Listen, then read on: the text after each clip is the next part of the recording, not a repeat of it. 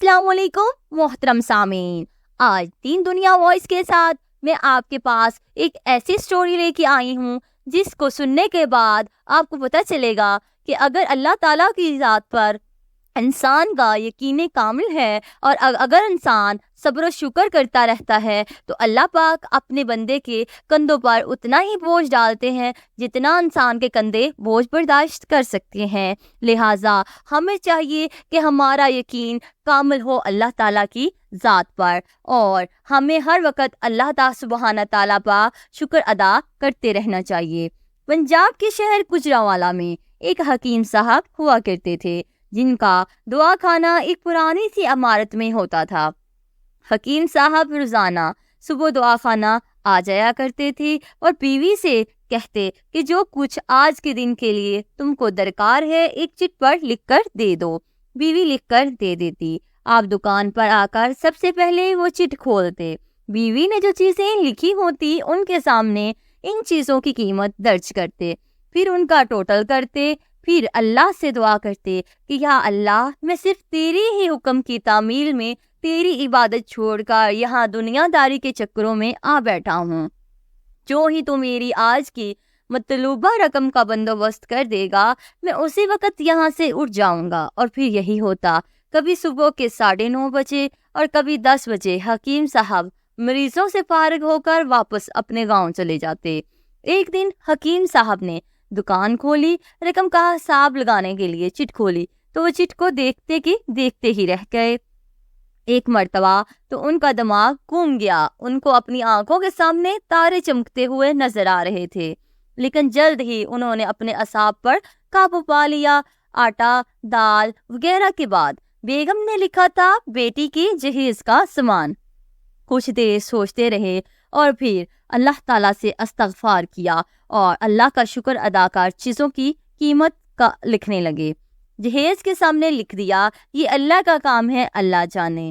1-2 مریض آئے ہوئے تھے، ان کو حکیم صاحب دوائی دے رہے تھے۔ اسی دوران ایک بڑی سی کار ان کے دوا خانے کے سامنے آ کے رک گئی۔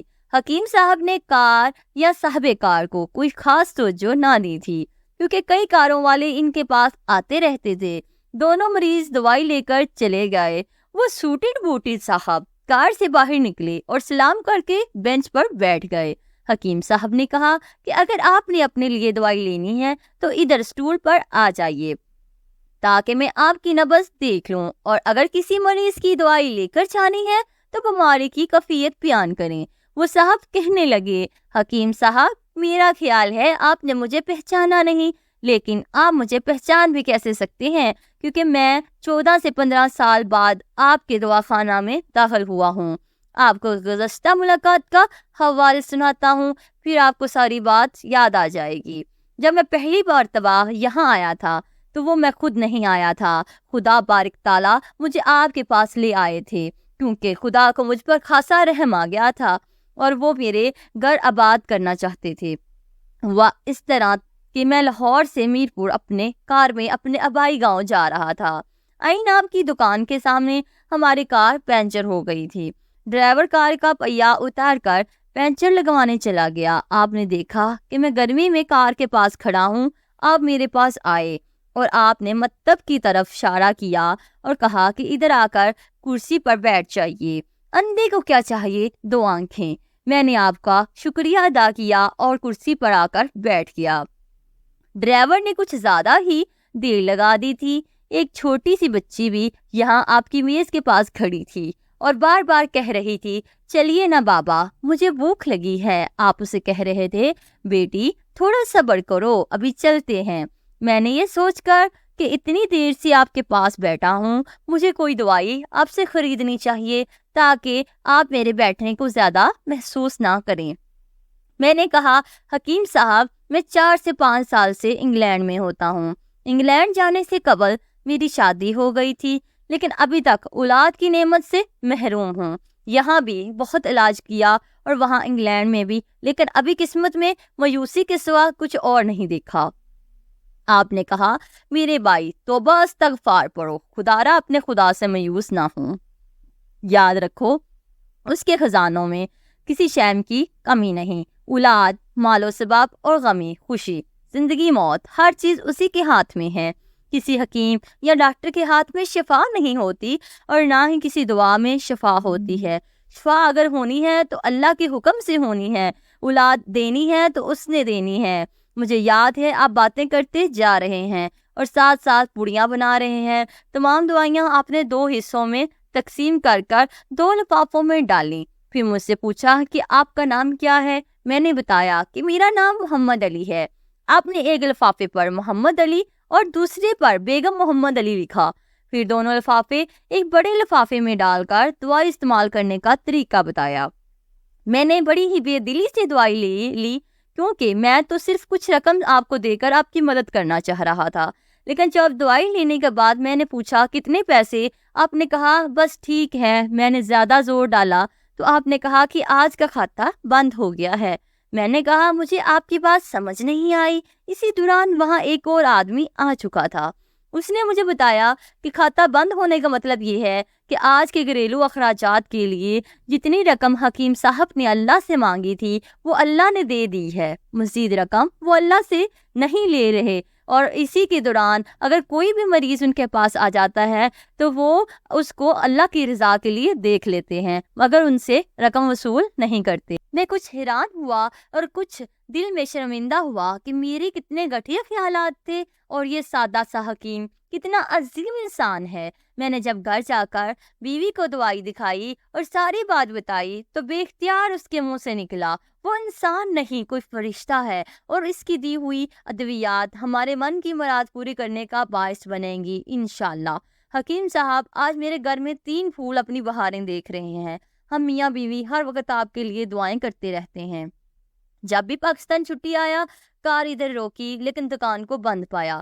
میں کل دوپہر بھی آیا تھا، آپ کا دواخانہ بند تھا۔ ایک آدمی پاس ہی کھڑا ہوا تھا، اس نے کہا کہ اگر آپ کو حکیم صاحب سے ملنا ہے تو آپ صبح 9 بجے لازمن پہنچ جائیے، ورنہ ان کے ملنے کی کوئی گارنٹی نہیں، اس لیے آج میں سویرے سویرے آپ کے پاس آ گیا ہوں۔ محمد علی نے کہا کہ جب 15 سال قبل میں نے یہاں آپ کے دواخانے میں آپ کی چھوٹی سی بیٹی دیکھی تھی تو میں نے بتایا تھا کہ اس کو دیکھ کر مجھے اپنی بھانجی یاد آ رہی تھی۔ حکیم صاحب ہمارا سارا خاندان انگلینڈ سیٹل ہو چکا ہے، صرف ہماری ایک بیوہ بہن اپنی بیٹی کے ساتھ پاکستان میں رہتی ہے۔ ہماری بھانجی کی شادی اسی ماہ کی 21 تاریخ کو ہونا تھی۔ اس بھانجی کی شادی کا سارا خرچہ میں نے اپنے ذمے لیا تھا۔ 10 دن قبل اس کار میں میں نے لاہور اپنے رشتہ داروں کے پاس بھیجا کہ شادی کے لیے اپنی مرضی کی جو چیز چاہیے خرید لے۔ اسے لاہور جاتے ہوئے بخار ہو گیا لیکن اس نے کسی کو نہ بتایا۔ بخار کی گولیاں ڈسپرین وغیرہ کھاتی رہی اور بازاروں میں پھرتی رہی۔ بازار میں پھرتے پھرتے اچانک بے ہوش ہو کر گر گئی۔ وہاں سے اسے ہسپتال لے گئے۔ وہاں جا کر معلوم ہوا کہ اس کو تو 104 ڈگری بخار ہے اور یہ گردن توڑ بخار ہے۔ وہ بے ہوشی کے عالم ہی میں اس جہان فانی سے کوچ کر گئی۔ اس کے فوت ہوتے ہی نہ جانے کیوں مجھے اور میری بیوی کو آپ کی بیٹی کا خیال آیا۔ ہم میاں بیوی نے، ہمارے تمام فیملی نے فیصلہ کیا کہ ہم اپنی بھانجی کا تمام جہیز کا سامان آپ کے ہاں پہنچا دیں گے۔ شادی جلد ہو تو اس کا بندوبست خود کریں گے اور اگر ابھی کچھ دیر ہے تو تمام اخراجات کے لیے رقم آپ کو نقد پہنچا دیں گے۔ آپ نے نہ نہیں کرنی، آپ اپنا گھر دکھا دیں تاکہ سامان کا ٹرک وہاں پہنچ جایا جا سکے۔ حکیم صاحب حیران و پریشان ہوئے اور گویا محمد علی صاحب آپ جو کچھ کہہ رہے ہیں مجھے سمجھ نہیں آ رہا، میرا اتنا دماغ نہیں ہے۔ میں نے تو آج صبح جب اپنی بیوی کے ہاتھ کی لکھی ہوئی چٹھی یہاں آ کر کھولی تو دیکھا مرچ مسالے کی بات، جب میں نے یہ الفاظ پڑھے بیٹی کی جہیز کا سامان، تو آپ کو معلوم ہے میں نے کیا لکھا؟ آپ خود یہ چٹھی ذرا کھول کر دیکھیے۔ محمد علی صاحب یہ دیکھ کر حیران رہ گئے کہ بیٹی کے جہیز کے سامان کے سامنے لکھا ہوا تھا یہ کام اللہ کا ہے، اللہ جانے۔ محمد علی صاحب یقین کریں آج تک کبھی ایسا نہیں ہوا تھا کہ بیوی نے چٹ پر چیز لکھی ہو اور مولا نے اس کا اسی دن بندوبست نہ کر دیا ہو۔ واہ مولا واہ، تو عظیم ہے، تو کریم ہے، تو رحیم ہے، تو رحمان ہے۔ آپ کی بانجی کی وفات کا صدمہ ہے لیکن اس کی قدرت پہ حیران ہوں کہ وہ کس طرح اپنے معجزے دکھاتا ہے، وہ کس طرح ہم گناہگاروں کی سیدھا رستہ دکھاتا ہے۔ حکیم صاحب نے کہا جب سے ہوش سنبھالا ایک ہی سبق پڑھا کہ صبح ورد کرنا ہے رزق رزق اور رزق، اور شام کو شکر شکر اور مولا تیرا شکر۔